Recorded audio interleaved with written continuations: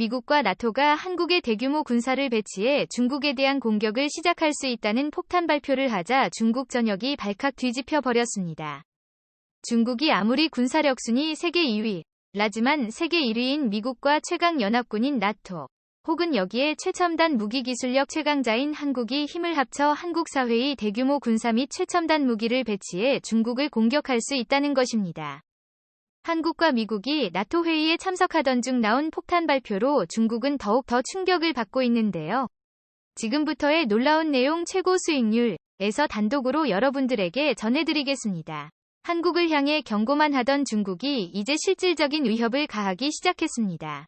나토가 최근 대응군 병력을 30만 명으로 대폭 늘리고 중국을 위협국가로 지정한 가운데 한국의 나토 가입이 사실상 확정되는 분위기가 만들어지고 있기 때문인데요. 하지만 이것은 시작에 대만에 이어 한반도를 무력으로 장악하겠다는 중국의 계획은 얼마 전 극비문서가 유출되면서 세상에 알려졌는데요. 미국과 나토군이 한국 서해에 대규모 군사 및 무기를 배치해 중국을 선제 공격할 수 있다고 밝혀 중국에 크나큰 충격을 주었습니다.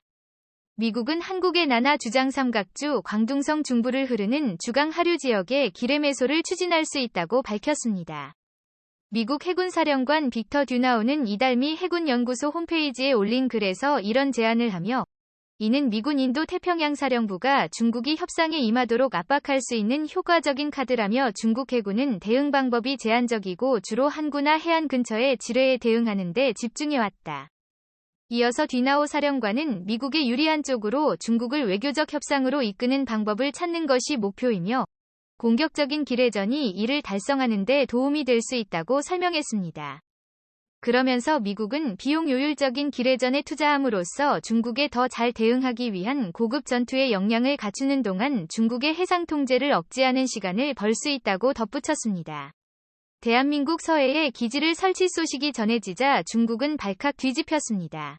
이에 대해 베이징의 해군 전문가 리제는 28일 홍콩 사우스 차이나 모닝 포스트에 기뢰 매설은 중국 함정과 상선 모두를 위험에 빠뜨리는 못된 대응책이라며 그러한 전술은 중국을 협상 테이블로 이끌기보다는 중국군의 대응을 촉발할 것으로 보인다라고 지적했습니다.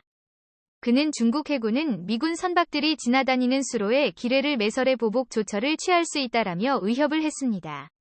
자, 그런데 기뢰는 아무것도 아니었습니다. 교도통신에 따르면 미국의 육군과 공군, 그리고 한국이 힘을 모아 수중발사 극초원 무기를 서해에 배치할 전망입니다.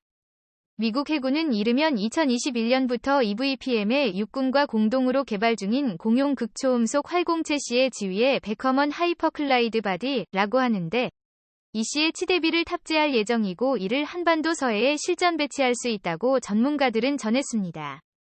이것이 실전에 배치되면 미군은 세계 최고의 수중 침투 능력을 가진 잠수함을 이용해 보하이만, 즉 중국의 코앞에서 베이징을 6분 이내 타격할 수 있는 극초음속 미사일을 발사할 수 있는 사실상의 게임 체인저를 손에 넣게 됩니다. 여기에 한국의 최첨단 무기들도 대규모 배치될 것으로 예상되고 있는데요. 중국이 특히 두려워하고 있는 한국의 무기는 바로 레이저 발진기를 적용한 레이저 무기입니다. 꿈의 기술로만 여겨졌던 레이저 빔을 한국의 하나가 4차 산업혁명 시대를 맞아 개발에 박차를 가하고 있는데요.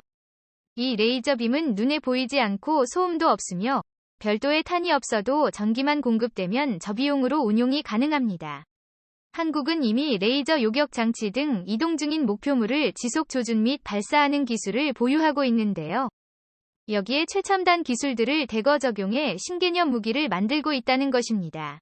한국형 스타워즈 기술로 알려진 레이저 대공무기는 광섬유에서 생성된 레이저 광원으로 드론 등 소형 무인기와 멀티콥터 등을 타격해 무력화시키는 신개념 무기체계입니다. 중국의 예상을 뛰어넘는 한국의 강력한 반격에 중국은 매우 치졸한 방법으로 한국의 보복을 예고했는데요. 중국이 제로 코로나 정책을 핑계 삼아 한국 기업들의 공장이 몰린 지역에 대한 봉쇄 조치를 앞으로 5년 더 지속할 수 있다는 충격적인 발표를 했습니다. 이미 전 세계적으로 코로나19 대유행이 끝나고 단순히 풍토병으로 구분하기 시작했는데도 중국은 코로나를 핑계로 한국 기업들의 막대한 불이익을 주려고 하고 월스트리트저널의 보도에 따르면 차이당 서기는 공산당 베이징시의 13차 당대회 보고서에서 앞으로 5년에 걸쳐 전염병 예방통제 정상화에 대해 흔들리지 않고 단호하고 끈질기게 일을 잘 해낼 것이라고 밝혔습니다. 여기서 충격적인 것은 베이징 인근의 생산 공장들은 대부분 한국 기업들이입니다. 현대차는 중국에서 판매하는 자동차 대다수를 베이징 공장이 생산하고 있고 SK이노베이션도 베이징 인근 창저우에 공장을 두고 있습니다. 베이징뿐만이 아니라 한국의 삼성과 LGSK의 생산 공장이 있는 중국 남부 지역도 중국이 앞으로 5년 동안 철저히 통제하겠다고 선포했습니다. 중국이 이렇게까지 한국에 과민 반응하며 강도 높은 도발을 걸어오고 있는 이유는 또 있었습니다. 세계 군사력 순위 1위와 나토, 그리고 한국이 이례적으로 힘을 모아 중국에 실질적인 위협을 가하기 시작하면서 중국 내 연변 조선족 자치주가 중국으로부터 독립해 미국 나토 한국연합과 손을 잡고 독립을 해 한국에 편입하려는 파격적인 움직임을 보이고 있기 때문이었습니다. 연변 조선족 자치주의 면적은 43,000제곱킬로미터로 한국에 편입될 경우 한국의 국토가 순식간에 50%나 더 늘어나게 됩니다. 이 지역은 고구려, 발해의 영토였으며 조선 말기부터 우리 민족이 이주하여 개척한 지역으로 북간도라고 불리었고 중화인민공화국 성립 이후 1952년 옌벤 조선족 자치구가 설립되었으며 1955년에는 돈화현과 합병되면서 연변 조선족 자치주로 개칭되었습니다. 6.25 전쟁에서 북한군의 주력으로 그리고 중공군에 참전하여 북한 공산정권을 위해 더 정확히 말하자면 김일성 개인을 위해 숱한 피를 흘렸는데 1952년 설립된 연변 조선족 자치구가 저는 1955년 조선족이 극히 드문 돈화가 편입되며 연변 조선족 자치주로 격화된 것입니다. 종합 편입은 조선족 자치주를 약화시키기 위한 수단으로 중국이 영토를 확장하고 소수민족의 힘을 약화시키기 위해 온갖 꼼수를 다 부린 것입니다. 하지만 연변은 여전히 누가 봐도 제2위 한국입니다. 연변 자치주 곳곳의 가게들을 보면 간판에 한국어를 위에 쓰고 아래에 중국어를 병기한 경우가 대부분입니다. 간판에 한국어를 써놓지 않으면 가게가 허가조차 나오지 않습니다. 한국어를 모르며 연변에서 장사조차 할 수 없는 것이죠. 미국 나토 항공연합의 대중국 군사적 압박 시기에 맞춰 이 연변 자치주가 독립에 성공하게 되면 중국은 역사상 최악의 국가 분열이 생기게 됩니다. 현재 중국 내에서 독립하기 위해 대규모 작전을 준비하고 있는 지역은 중국 전부라고 보시면 됩니다. 이 중국 가장 왼쪽 지역의 우이구르족과 티벳, 북부 지방은 몽고와 남부 지방은 하이랜드와 칸토니아, 코메스 아일랜드 등으로 쪼개지게 될 뿐만 아니라 중국이 무력으로 삼켰던 홍콩도 다시 독립을 하게 될 예정입니다. 이렇게 중국이 10여 개의 국가들로 쪼개지게 되며 중국을 두려워하는 나라는 전 세계 어디에도 없을 것입니다. 이번에 연변 자치주와 함께 가장 먼저 독립할 것으로 예상되는 지역은 바로 우이구르족이 거주하는 중국 북서 지방입니다. 우이구르족의 독립 움직임은 오랜 역사를 가지고 있습니다.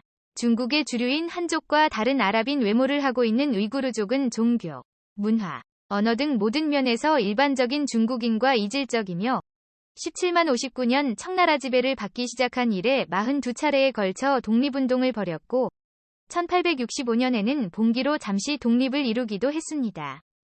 국공내전의 틈을 타 1933년에서 1933년 그리고 1943년에서 49년 독립국가인 동투르키스탄 공화국을 건립했으나 1949년 완전한 중국의 지배체제에 편입된 우이구르족들을 이후에도 무장분리 독립운동단체인 동투르키스탄 이슬람운동이 주도하는 독립운동을 벌여왔습니다.